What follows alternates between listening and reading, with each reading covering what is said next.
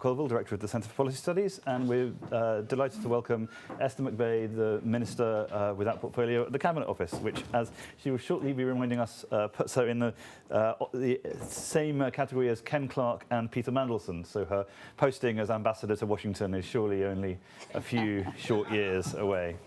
I'm not going to say anything much at all because this is Esther's show, but I just wanted to say how good it is for you all to come today, and as we celebrate a slight hint in all of our branding that we celebrate our 50th anniversary, looking back at the revolution of the Conservative Revolution of 1974 and the spirit that guided it. And I'm very pleased to say that some of those ideas may be popping up in what's shortly to come. But without further ado, ladies and gentlemen, Esther McVey.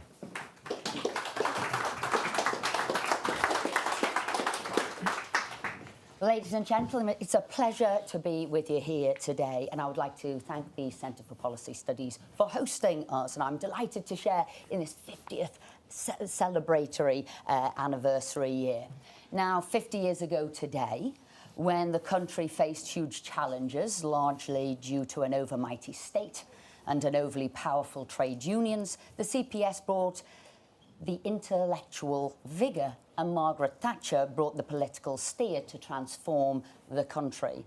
Half a century later, the country is recovering from the economic shock of the COVID pandemic and a war in Europe, a tax burden which is still higher than many of us would want, and people too often looking to the state to take control of every aspect of their lives.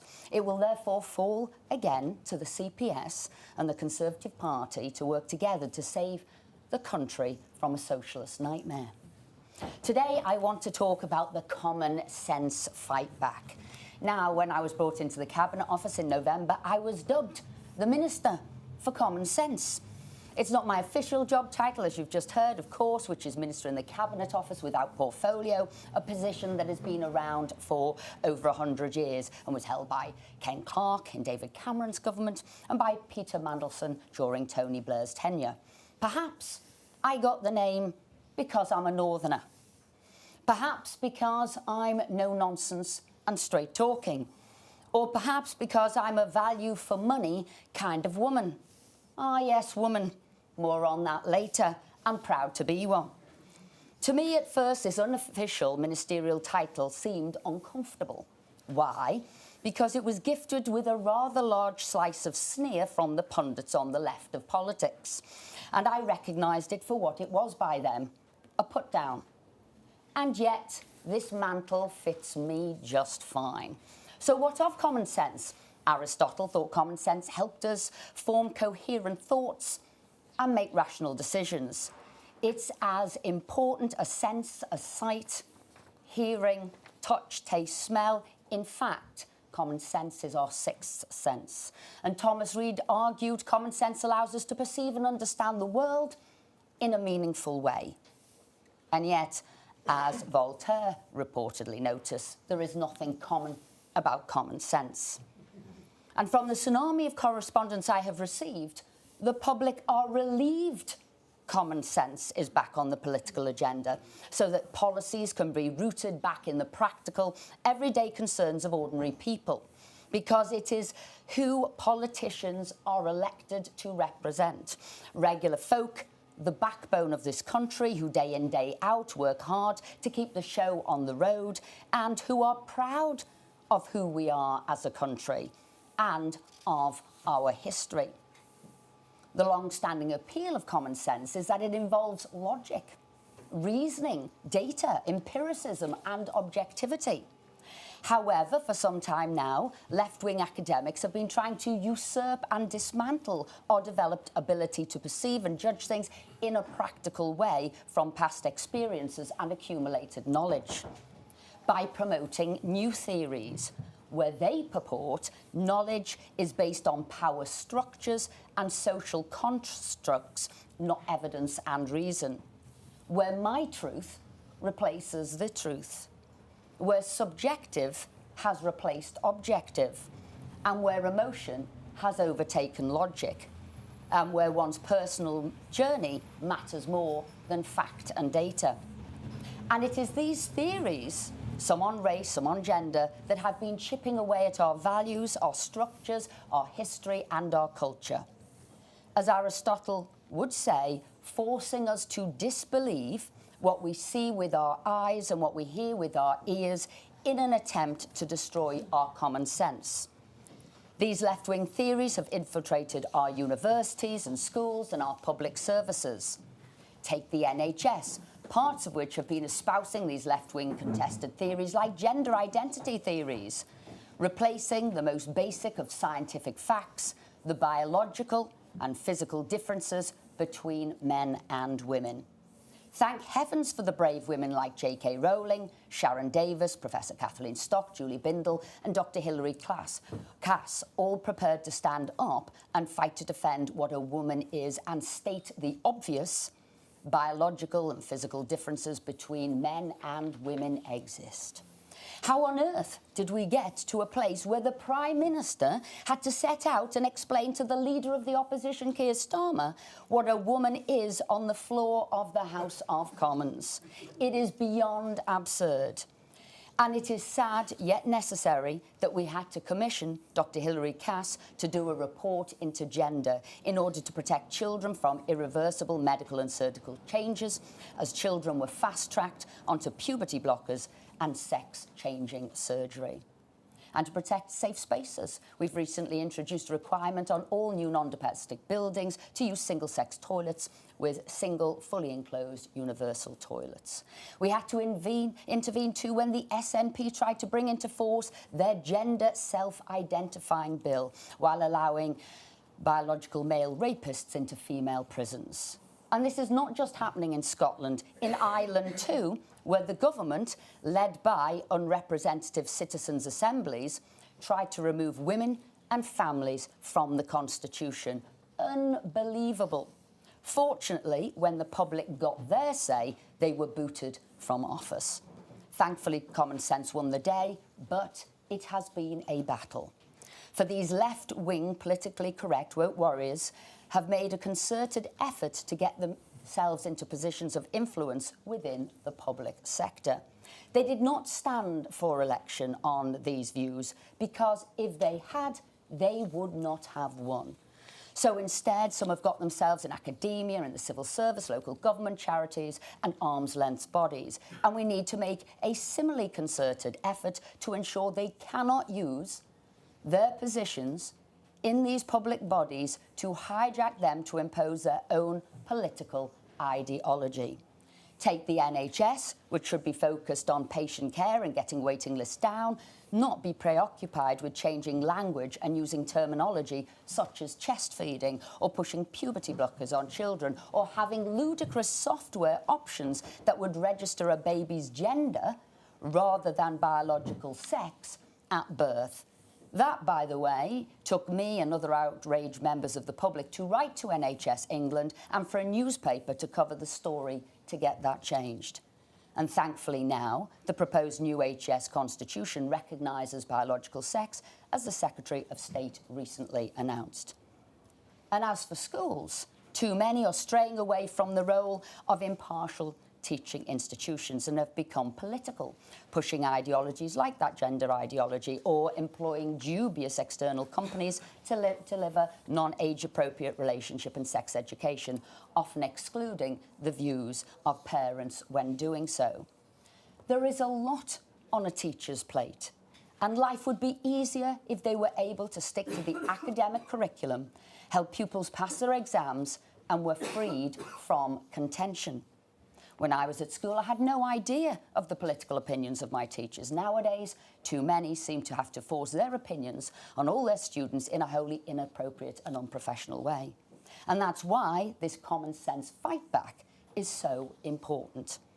Under Rishi Sunak, we've made a strong start with new school guidance being published for consultation to support and help teachers withstand the trans extremists.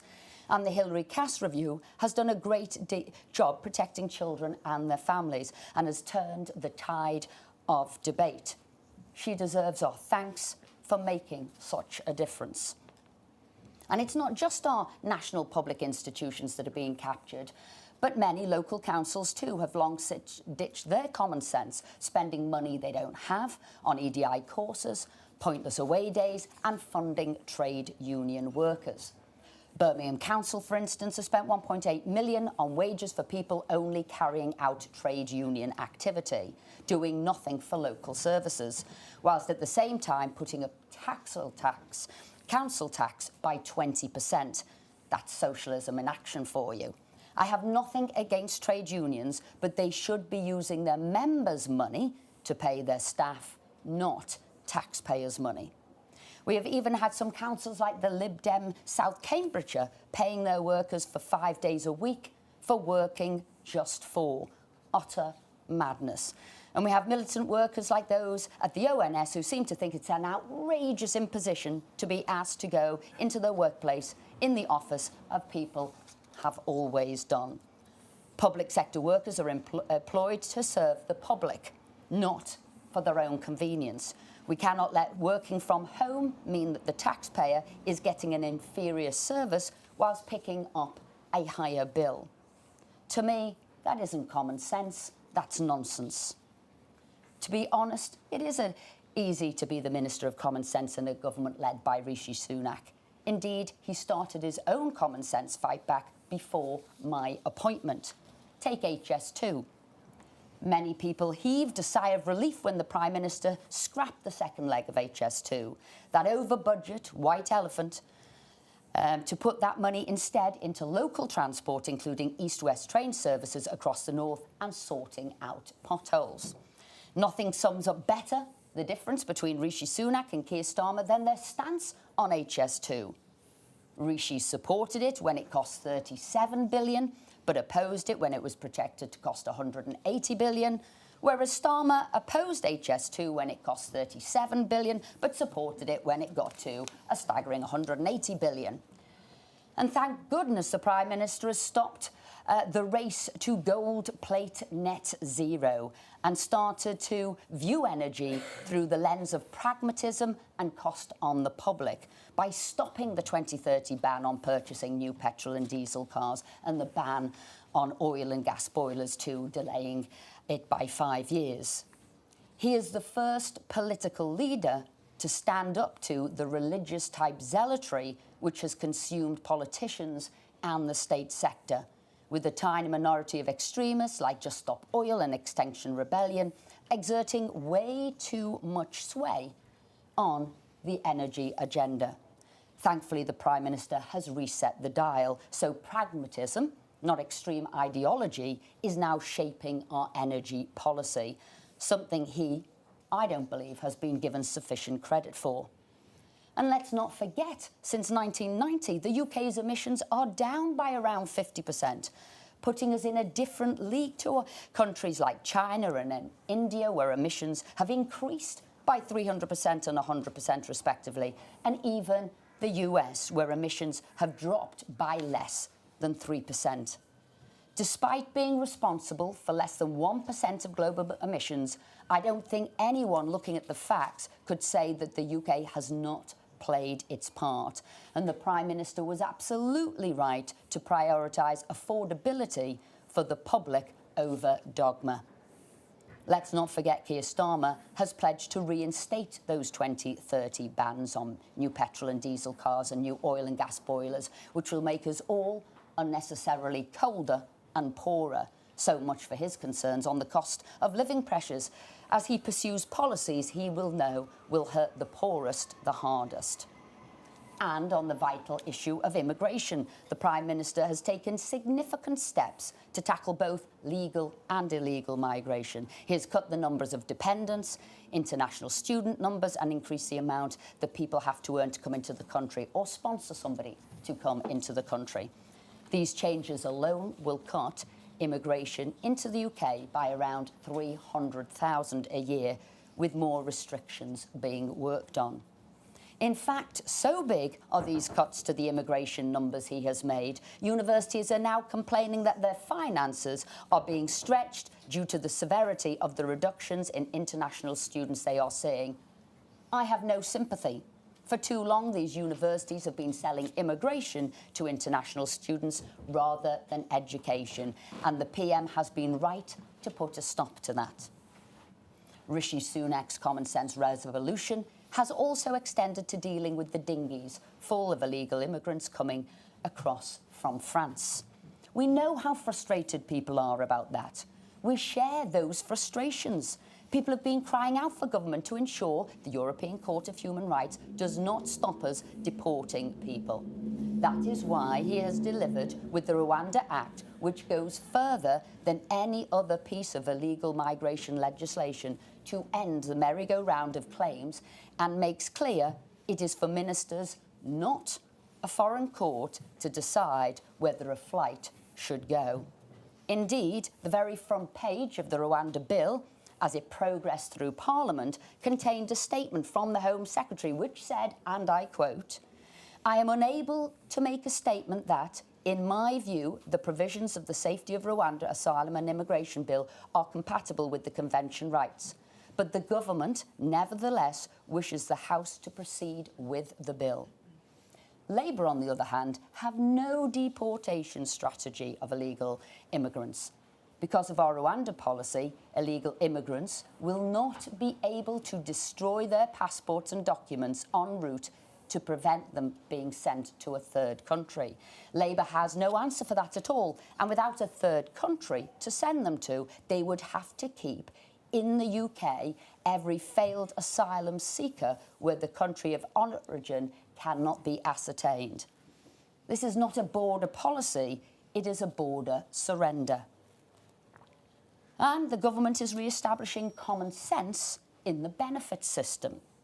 You cannot have 9 million people of working age not working and yet bring in people from around the world to fill job vacancies.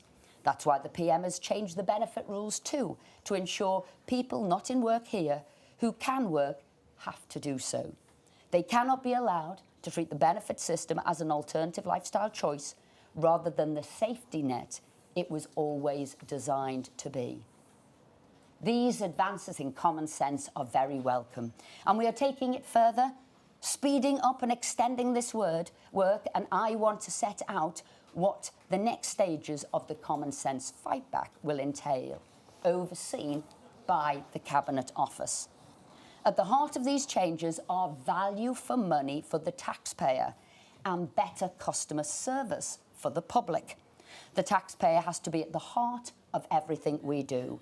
So, from now on, benchmarking will be a key measurement. It will be standardised and centralised. We must drive up customer performance so that gaps between the private sector and private and public sector benchmarks are closed for good. For too long, public sector customer service has fallen behind the standards of the private sector. Recent research from the Institute of Customer Service has shown that the nation's satisfaction at the national and local public service sits at just over 72%, compared to over 76% in the private sector. They also found that there was a 1.5% year-on-year decrease since their highest record of over 77% in July 2021. I know we can do better, and we must do better. And with the help of external experts, we will raise standards and benchmark the public sector against the private sector and extend that to arm's-length bodies. Given the crucial role they play in delivering these services, we need to stop the inappropriate backdoor politicisation of the civil service, which diverts time and resources from that focus on the public. We have too often seen them distracted by fashionable hobby horses, especially when it comes to issues like equality and diversity. People want their public servants to be getting on with the job of making their lives better, not engaging in endless internal discussions about ideology, and I'm not prepared to see pointless job creation schemes for the politically correct. Therefore, there will be no more contracts for external diversity spending from this as soon as this guidance is made live, unless signed off by a government minister. That includes any agencies with current contracts, including Stonewall. And to make sure that does not inadvertently lead to an increase in internal EDI activity, Secretaries of State and Permanent Secretaries will take responsibility for that within their departments.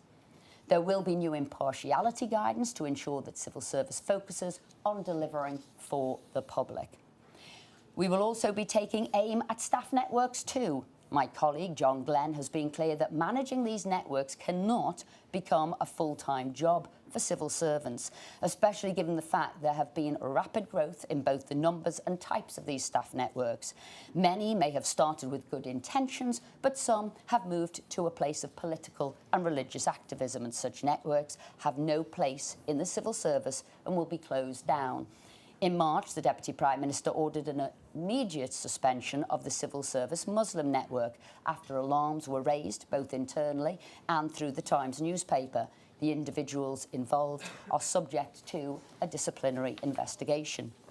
Civil servants should not be distracted by issues unrelated to their ultimate role, delivering excellent results for the taxpayer. Networks that were meant to be about inclusivity too often, in fact, brought division and upset into the working environment. There is no place for unprofessional behaviour in the workplace, like harassment or bullying. The new guidance on both impartiality and EDI spend will support the civil service to deliver for the public without distraction and division. This marks a major delivery milestone on public sector reform and underpins my work to drive efficiency across all areas of government. We want work to be a happy, inclusive place, not one where division can be sown and people feel pressured. I want a very simple but visible change to occur too. The lanyards worn to carry security passes shouldn't be a random pick and mix. They should be a standard design reflecting that we are all members of the government delivering for the citizens of the UK.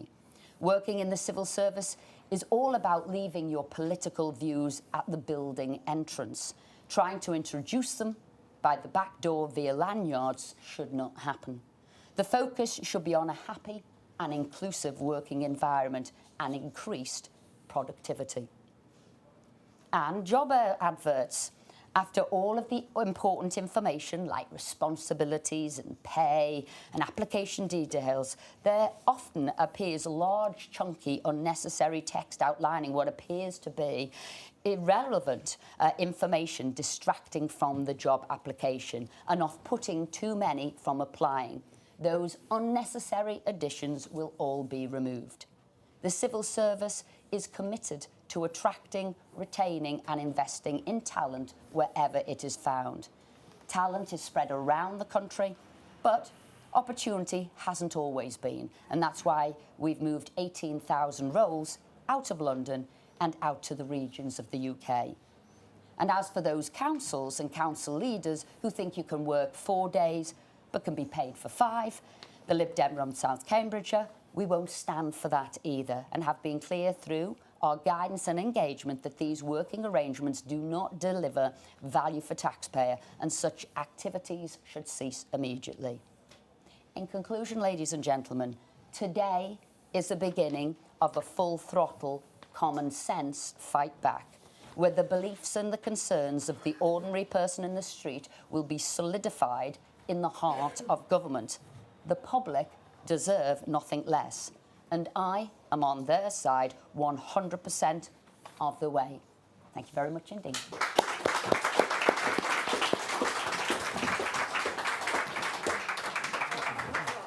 So I should have mentioned earlier that was the Minister's first speech since taking the job, and you can see what she's been working on. It's quite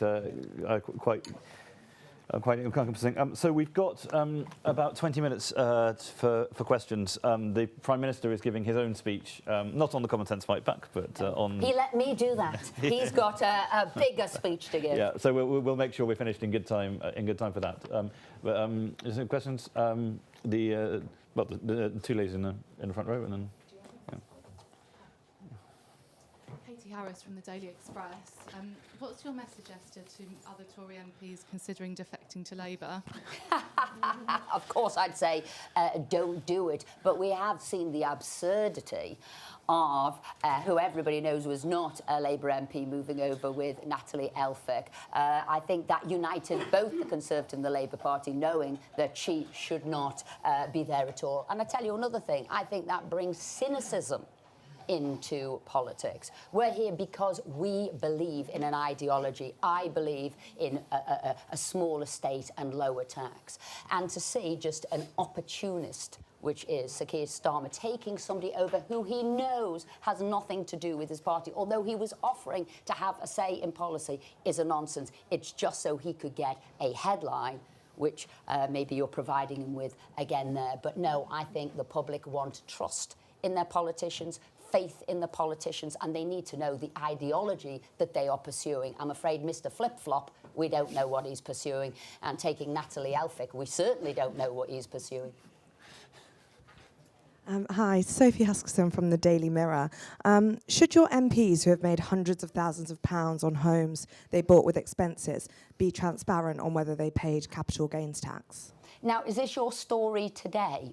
Yeah, well, I was reading that because actually it seems to be a bit of a nonsense, really, doesn't it? Because those were when different rules applied pre-2010, of which all MPs from all sides of the House would actually have had the same benefits, whether that was Yvette Cooper, whether that was David Lammy. So this is quite an irrelevance, what you're doing there. Okay. And also misleading. Dominic from the Telegraph, and then we'll come back on this one. Thanks, Esther. Dominic Penner here on the Telegraph. Theresa May supported reform to make it easier for trans people to self-identify. The tax burden is currently at a record high. Does the Conservative Party have to take some responsibility for the creation or extrapolation of some of the issues that you're trying to address? Has your party been conservative enough for the past 14 years? Oh, absolutely, it's been conservative enough for the past 14 years. But what you will see, and it has been of late, a growth, I would say, in the EDI sector. Some of it, and this is why we're going to keep all those ones that are statutory, that are really important for protected characteristics, they will remain. But the ones that are not, that do not prove of any benefit, we will be getting rid of. So you can look at it as an audit, a trail, making sure that we're getting value for money, and that things that do not need to be done are no longer being done on the time of a civil servant's hours, when they should really be putting that time to the public.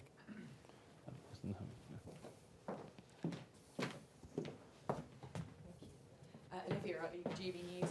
And your government wants to cut the number of people on benefits. The number of people on out-of-work benefits is now 5.6 million. In 6 months' time, when we expect the general election to be, what would you like to see that number cut to?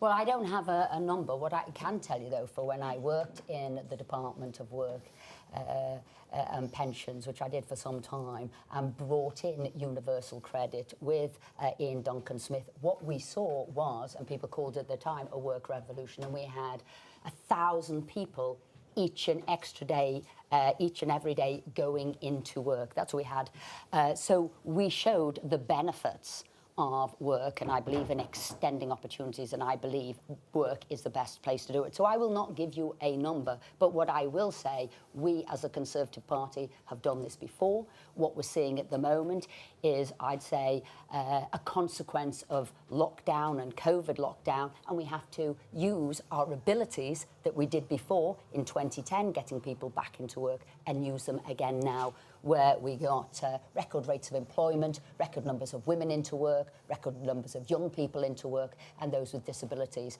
And that is our record as a Conservative Party, and I want to see us do it again in this post-lockdown world.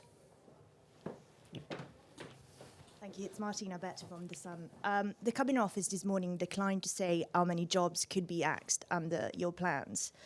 Could you tell us the number of non-HR staff at the civil service currently working solely on EDI? And also, why is this just on new recruits?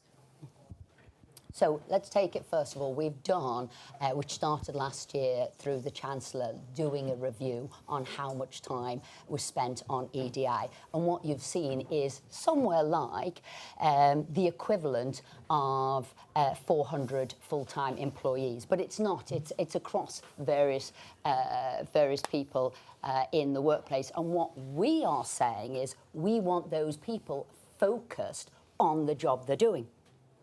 So that's not getting rid of anybody there. We're saying we want you focused on the job you're doing, because I'm looking at customer service for the public and I'm looking at value for money for the public. So that's what we're saying. And what I am doing is stopping external spend, and then what we are doing, so we can actually clear up and we know what is having a true audit. Anybody whose sole role is on EDI will be moved into HR, and it will be focused on what we statutorily have to do. Toby Young, The Spectator. I salute your intentions, but haven't we heard this many times before?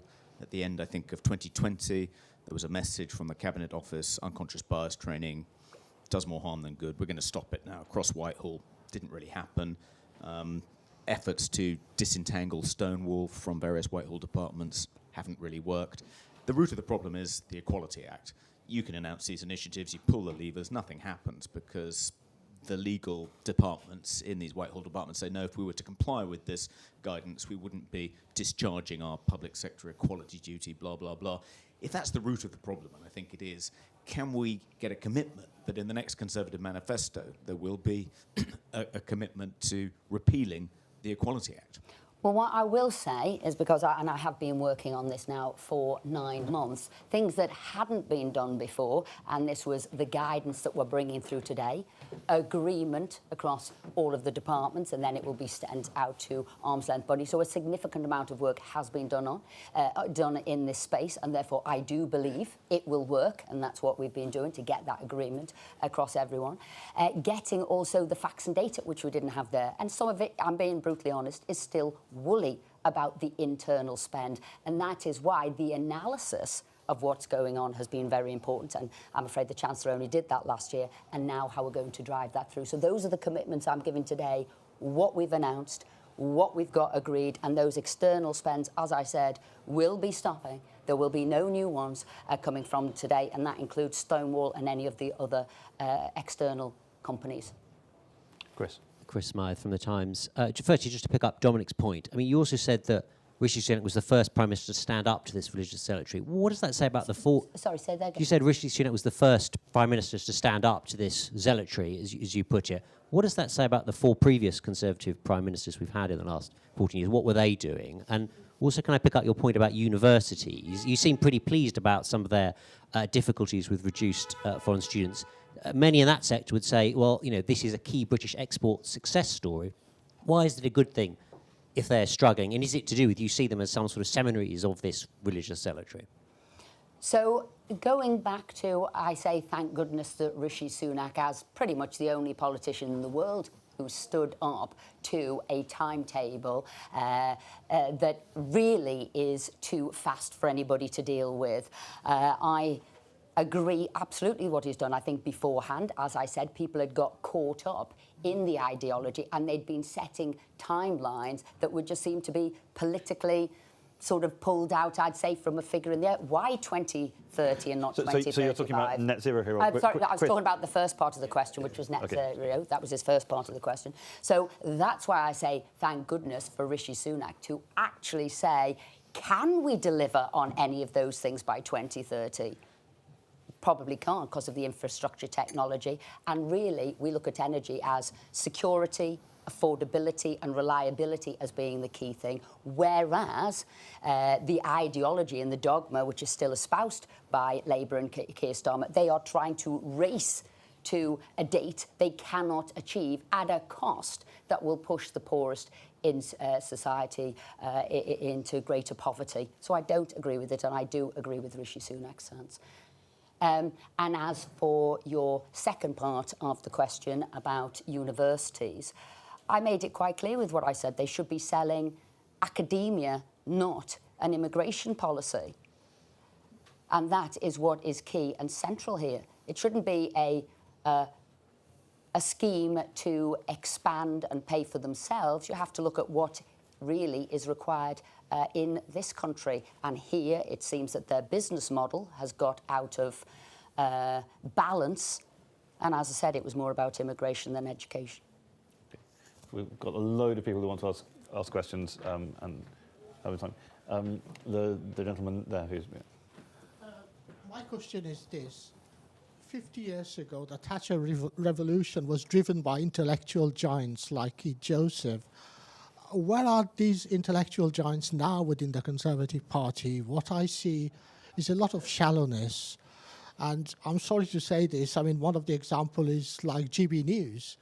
I mean, we don't want policies to be driven by those kind of people. We want serious people, giants like, I don't see any evidence of that.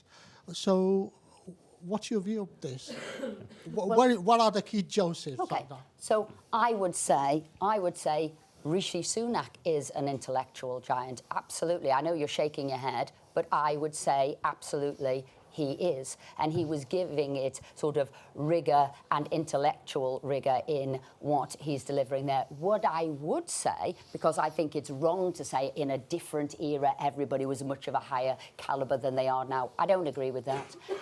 But what I will say, I think the difficulty of sometimes social media and the barracking and the haranguing politicians get, sometimes it cowers them from what they would ordinarily have done, what they would ordinarily maybe have said, what they would like to have pursued, because they feel they can't. So actually, I think, if anything, it is, which we've seen a lot about, sort of abuse and haranguing, and I think that has dimmed their brilliance. It's not that their brilliance isn't there. The gentleman from LBC in that. Thank you very much. You spoke about lanyards as being one sort of example within the civil service, but I wonder, how far are you willing to take that? I mean, if I turn up with a sort of LGBT coloured lanyard or a Palestinian flag, I mean, could I face the sack if I refuse to work for the civil service without wearing that lanyard? And just on Reform UK... Can I just ask you a question? Yeah. Why would you wear that lanyard? Well, no, I'm not saying I would. But why would you? Why would you feel... I don't know. I don't. But clearly people do in the civil service, hence why you've got the idea. Okay, so you wouldn't know why you would? Well, no, but you just said it's a problem. To go back, I mean, Conservative MPs and go around with Ukrainian flags and Israeli flags on their lapels. I mean, you might say they're political. Yeah. The civil service is not political. So do you want me to answer your question about lanyards? This, and what we're going to do straight away, is we belong to the family that is the government family, and this is the department we're in, and we are proud to be in there, and what we're doing is working for the public from there. Therefore, what we don't need, and what I was saying, is you don't need political activism in a visible way. Because for every lanyard that you show, you're therefore not saying about all the other things you do or don't agree with. So you're promoting one at the exclusion of other things you're making. And hence I asked the question, why would you be wearing it? It is making a statement. You're putting it on to make a statement. And what we're saying is actually your political beliefs remain at the front door, and when you come in, you're part of a happy team. And it's not to impose your views on anybody else, it's not to be a distraction, it's not to be about political activism. And that's why I said a very simple way to show there is harmony, unity and inclusivity within an organisation. So it's just a simple, visible difference. There will be a consequence, if people don't comply. And then that would be for the permanent secretary to do. She believes people will comply. And of course, we will have provided the new lanyards so people can wear them. But as I said, people need to think to themselves why they would be doing that rather than promoting where they're working. Okay. Time for a few questions. The gentleman at the back have just been quite close, biased towards the front. Do we need to spread the love? Thank you very much. Sam Bruce from the Legatum Institute. In the vision for a common sense society, what role would the family play, and how could the common sense fight back strengthen the role of the family in policy and culture? Well, I believe the individual and the family are the building blocks of society. So what happens, you know, how you behave, how you act, what you do as a good citizen reflects then within your family. So I believe those are the building blocks, and common sense would work within your family. I don't believe in state intervention within the family and within the household. The lady at the back, and I'm sorry, this is probably going to be our last question. I do apologise to all the people who very much want to ask questions, but. Thanks. Last week, The Telegraph reported that both the House of Lords and the House of Commons are currently advertising inclusion and diversity jobs. What is the government going to say about that? And what were those roles? Have you got that there? Yeah, I have actually got the piece in The Telegraph. I think it's just like Parliament hires diversity managers on 70,000 a year, despite war on woke jobs, is the headline. Mm-hmm. Well, for those that need to be done to adhere to statutory requirements, those will be done. And as I said, within the Cabinet Office, we're moving those into human resources. They won't be standalone ones. So I can look further into that one. Please do. Thank you. I will. Well, I'm really sorry. That is all we have time for. Please join me in thanking very much Esther McVey. Thank you.